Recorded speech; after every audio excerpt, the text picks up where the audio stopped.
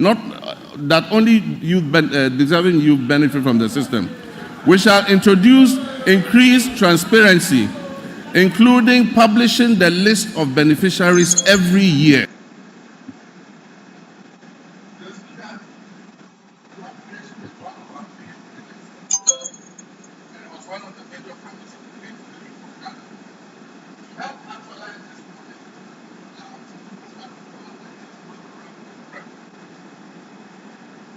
This initiative creates track and mentor young businesses and companies with a special focus for the first stage. Increase transparency, including publishing the list of beneficiaries every year.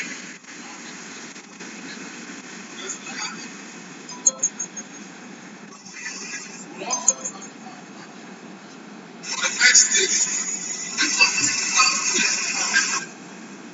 increase transparency, including publishing the list of beneficiaries every year. The Youth Development and the Technical Ministries will facilitate the training of our young people and other people in areas such as growth, behavioral skills, as well as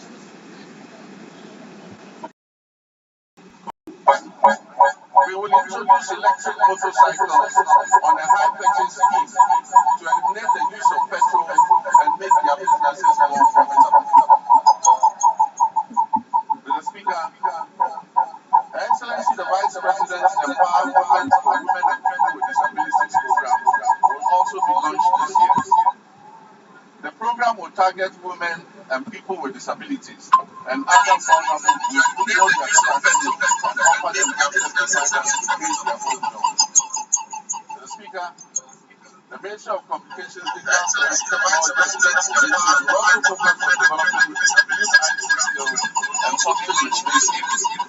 Under the 1 million Coders program, young people with disabilities and others went up to app development, digital marketing, and other digital skills. This initiative aims to equip them with the necessary skills for employability in the digital ecosystem. We must provide meaningful and relevant education to prepare our youth for today's technology-driven job market. Despite various reforms, issues related to low-earning incomes persist within Ghana's educational system. I'm committed to ensuring that quality education remains a top priority. The system we have inherited is outdated in many ways and must be realigned to meet the needs of the 21st century and the fourth industrial revolution. Recognizing the urgent need for national dialogue on education and in the spirit of inclusive governance, I launched the National Education Consultative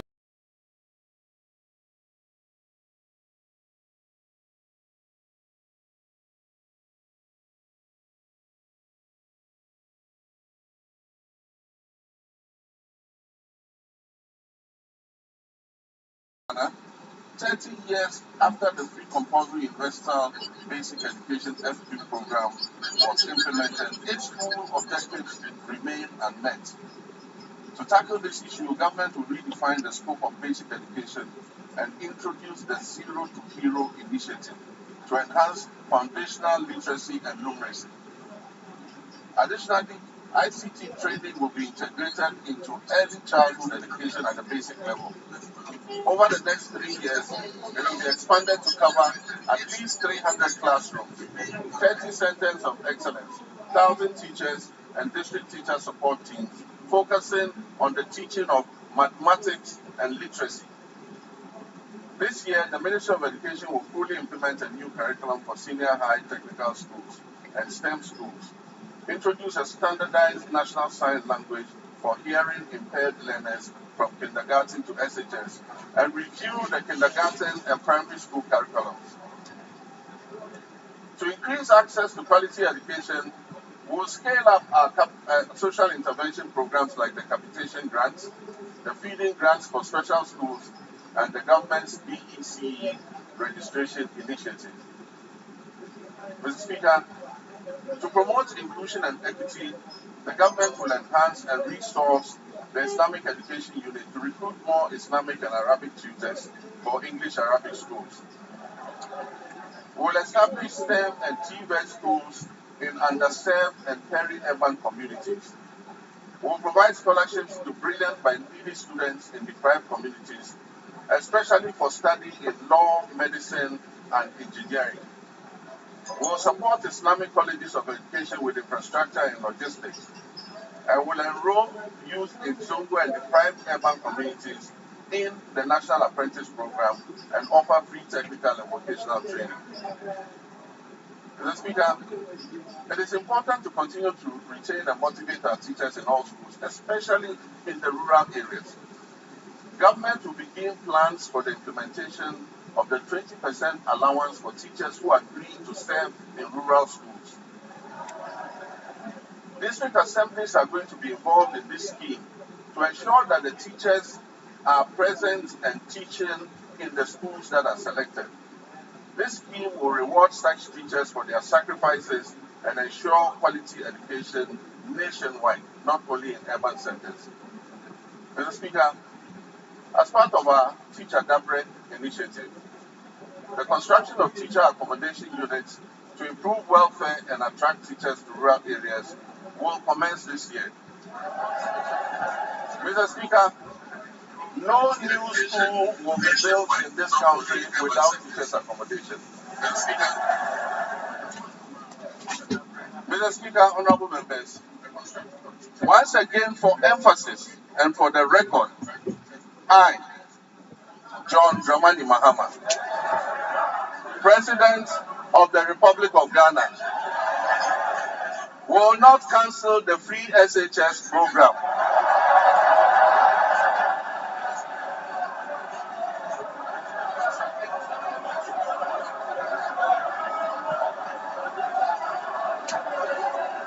I will not cancel the free SHS program. I am determined to make it better by improving its implementation. And also, for the record, students who have benefited from the free SHS since its inception are about 3.4 million. The figure of 5.1 million beneficiaries, as put out by the previous administration, was an exaggerated and false narrative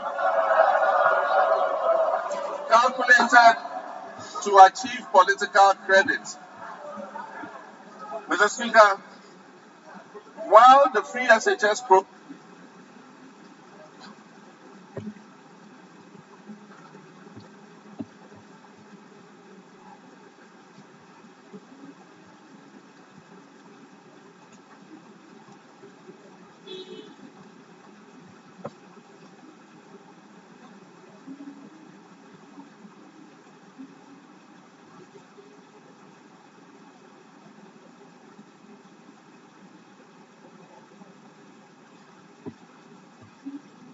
has improved access, Mr. Speaker,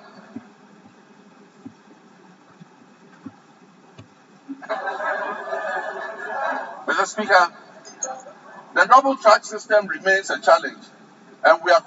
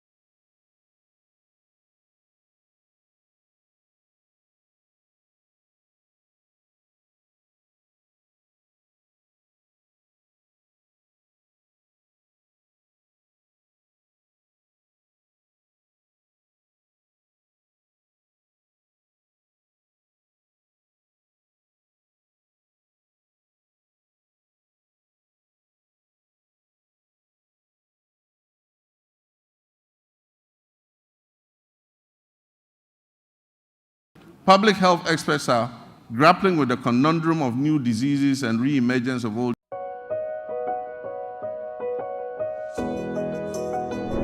Our health systems more resilient to shocks. Since October last year, Ghana has faced a severe cholera outbreak.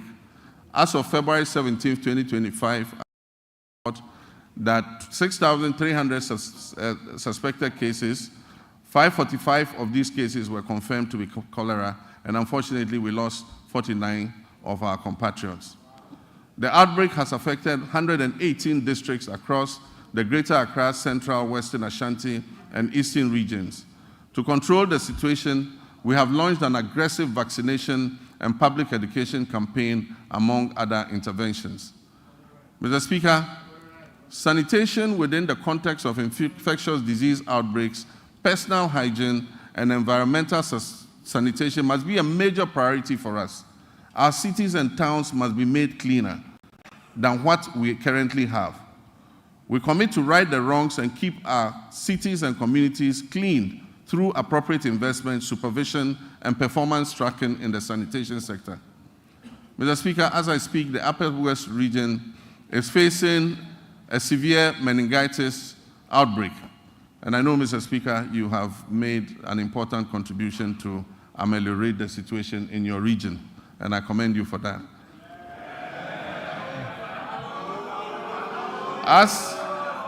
As of February 17, 2025, 135 suspected cases of meningitis were reported. 22 of those cases were confirmed, and unfortunately, 16 deaths have been reported across 10 districts. We've instituted free treatment for affected persons and deployed a strong national team of health experts to encourage early reporting to health facilities of suspected meningitis. Mr. Speaker, as outlined in the 2024 manifesto of the NDC, my administration is actively developing the framework for the rollout of the free primary health care program.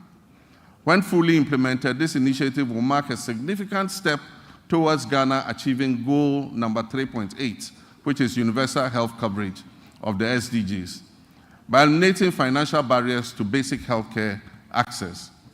Also in line with our 120-day manifesto commitment, the composition of the technical committee is far advanced, with plans to establish the Ghana Medical Trust Fund, also known as Mahama Cares, in the coming weeks. Mr. Speaker, honorable members, this fund will be dedicated to financing the treatment of non-communicable diseases, which have seen a significant rise over the past decade. As part of this initiative, the government is committing to allocate financial resources towards this project in 2025, with further support to be mobilized from private sector partners to ensure the sustainability of the fund. Once operational, the Ghana Medical Trust Fund, otherwise known as Mahama Cares, will directly address the financial burden of patients who require dialysis treatment, cancer care, and other critical non-communicable disease-related interventions. Together, the free primary health care, which will focus on early detection and prevention and treatment, and the Ghana Medical Trust Fund program, which will focus on relieving the financial burden of treating non-communicable diseases, will help to revolutionize Ghana's healthcare system by improving healthcare accessibility and outcomes and enhancing productivity and well-being across the country. Mr. Speaker, Ghana will become the pharmaceutical manufacturing hub of West Africa. And my previous record in government speaks for itself. When I injected funds into Ghanaian-owned pharmaceutical companies to expand their production capacities. Mr. Speaker, as this exciting phase unfolds under the 24-hour economy initiative, we must strengthen every aspect of our pharmaceutical industry. And this includes the Food and Drugs Authority and the Customs and Security agencies in order to avert the use of fake drugs and the importation of illicit drugs into our country. We await thorough and unbiased investigation into the alleged opioid pill importation into Ghana and other West African countries. The outcome will be shared, and I can assure you necessary action will be taken. Mr. Speaker, as a Social Democrat, I'm resolutely committed to eradicating all forms of discrimination in our society. Our vision is to foster fairness and cultivate an inclusive environment where everyone can engage fully and equally in social, economic, and political life. With my Vice President, the history-making Professor Nana Jane Opoku-Agyeman, we will engage with all stakeholders, including our development partners and civil society organizations, to prioritize gender equality, equity, and social justice. We will establish strong social protection mechanisms and enhance legal safeguards for women, girls, and other vulnerable groups. Our initiative would include enacting comprehensive laws and policies designed to dismantle harmful social norms, to enhance access to crucial resources and opportunities, particularly for young women, and reduce overall vulnerability within our society. Mr. Speaker, I'd like to take a moment to commend you and this House for your unwavering support and guidance, which were instrumental in passing the Affirmative Action Act of 2024, Act 1121, during the 8th Parliament of the 4th Republic. My government is dedicated to successfully implementing this act to ensure gender equity across the political, social, economic, educational, and cultural spheres. The Ministry of Gender, Children, and Social Protection is actively collaborating with relevant stakeholders to guarantee that this act is fully operational, including attaining the 30% target quota for women in political appointments. I'm pleased to report that women currently make up 23.21% of all appointments, and we are diligently working towards reaching the targets set forth in Act 1121. I'm, however, concerned about achieving gender balance, especially at the local government level. Very few women have mastered the courage to apply for the positions of metropolitan, municipal, and district chief executives. And unfortunately, the few who have courageously applied have been edged out on very flimsy and parochial grounds. It is my hope that the National Constitution Review Conference will clear a pathway for the election of DCEs. The Gender Ministry will then be obliged to encourage and support more women to apply and stand for these elective positions. In our pursuit of empowering women, Mr. Speaker, we'll establish the Women's Development Bank. This will be a specialized financial institution designed to support businesses owned and led by women through the provision of low-interest loans and tailored financial services offered under very flexible terms. Consultative processes are underway to ensure the successful launch of this bank. And as part of our 120-day social contract, the Minister for Finance is going to allocate initial funding for the Women's Development Bank in the upcoming budget that will be presented to this House. Mr. Speaker, we are also implementing measures to expand the Livelihood Empowerment Against Poverty program under our Big Leap initiative. As we work towards completing the Ghana National Household Data Census by this year, 2025, we'll reassess the status of LEAP beneficiary households to facilitate the enrollment of new beneficiaries. Mr. Speaker, we are committed to enhancing the legal framework surrounding disability rights by passing the Persons with Disability Amendment Bill. Additionally, we will introduce a legislative instrument to strengthen further the provisions of the Persons with Disability Act, Act 715 of 2006. We reiterate our commitment to ensuring that individuals with disability have access to free tertiary education and equal opportunities to pursue their academic and professional ambitions. Mr. Speaker, the government intends to ensure the implementation of legislation that enjoins public and private employers to reserve 5% of their employment for persons with disabilities. I am aware that a private member was shepherding this bill. Government is going to support that motion in order that 5% of all employment is reserved for persons with disability. Mr. Speaker, Ghana's sports sector. Once again, which was a shining example of excellence within Africa, now finds itself at a very critical juncture. Historically, our nation has been celebrated and has had remarkable achievements in boxing, football, and athletics. Unfortunately, this is no longer the case. However, recent years have unveiled depressing structural deficiencies in administration, funding, infrastructure, and talent development. Immediate and comprehensive reforms are imperative to reclaim our rightful place on the global sports stage. Mr. Speaker, we will develop a comprehensive national sports policy to align with international norms. This policy will be accompanied by an exhaustive review of the Sports Act of 2016, that is Act 934, and the rigorous enforcement of the Sports Regulations 2023 LI 2477. Infrastructure development remains paramount in our strategy. The government is committed to refurbishing existing national stadia, completing youth resource centers, and constructing new sports facilities in the new regions. We'll also prioritize community recreational facilities to foster greater participation in sports at the grassroots level.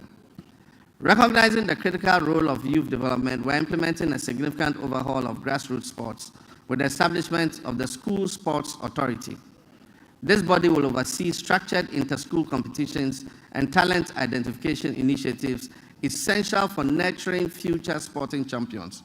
Over 60% of Ghana's elite athletes have emerged from these school sport programs. The ministry has now been renamed the Ministry of Sports and Recreation. To acknowledge the significance of recreation, we will launch a National Recreation Day. This will be a monthly initiative centered on community engagement alongside an annual National Recreation Festival. These initiatives will encourage keep fit activities and promote active lifestyles. It will promote traditional games and strengthen community bonds. Next month, the senior national team, the Black Stars, which is now a pale shadow of its former glory, will play 2 World Cup qualifying matches. I've instructed my office and the Minister for Sport